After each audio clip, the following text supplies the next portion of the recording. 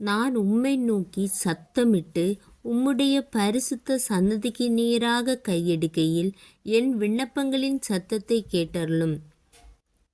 நான் உம்மை நோக்கி சத்தமிட்டு உம்முடைய பரிசுத்த சன்னதிக்கு நேராக கையெடுக்கையில் என் விண்ணப்பங்களின் சத்தத்தை கேட்டருளும். துதிகளின் மத்திய வாசம் பண்ணுகிற என் அன்பின் பிதாவே ஆண்டவரே, உம்மை நோக்கி நாங்கள் கூப்பிடும்போது ஆண்டவரே, ஆண்டவரே இசப்பா, உம்மை நோக்கி கூப்பிடும்போது இயேசு சுவாமி அப்பா, உம்முடைய கிருபையின் கரம் ஆண்டவரே எங்களோடு இறங்கணும் அப்பா.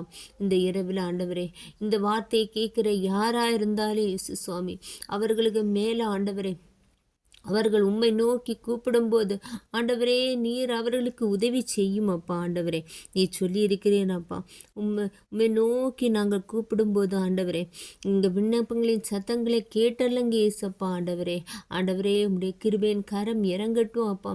இந்த வார்த்தைகளை கேட்குற யாராக இருந்தாலும் ஏசப்பா, இங்கே உம்மை நோக்கி நாங்கள் கூப்பிடுகிற கூப்பிடுதலுக்கு ஆண்டவரே மறு உத்தரவு அருளி செய்ய என் அருமை தேவனே அப்பா. ஆண்டவரே அப்பா, எத்தனையோ கஷ்டங்கள் மத்தியிலே ஆண்டவரே, ஆண்டவரே எத்தனையோ பாடுகளின் மத்தியிலே அப்பா, மன சஞ்சலங்களின் மத்தியிலே அப்பா, உம்மை நோக்கி ஆண்டவரே, உம்மை நோக்கி இயேசு சாமி ஆண்டவரே, நாங்கள் கையை உயர்த்தும் போது ஆண்டவரே அப்பா, அப்பா நீர் நான் இருக்கிறேன் உள்ள ஒரு பதிலை எங்களுக்கு தாருங்கப்பா, ஆறுதலை தாருங்கப்பா. ஆண்டவரே மறு உத்தரவு அருளி செய்யுங்க இயேசு சாமி அப்பா.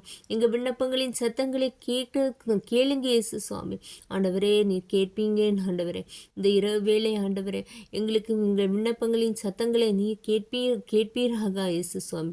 நீ கேட்பீங்கன்னு உள்ள ஒரே ஒரு இதோட ஆண்டவரே நாங்கள் இந்த இடத்த விட்டு நடந்து போகிற இயேசு சுவாமி.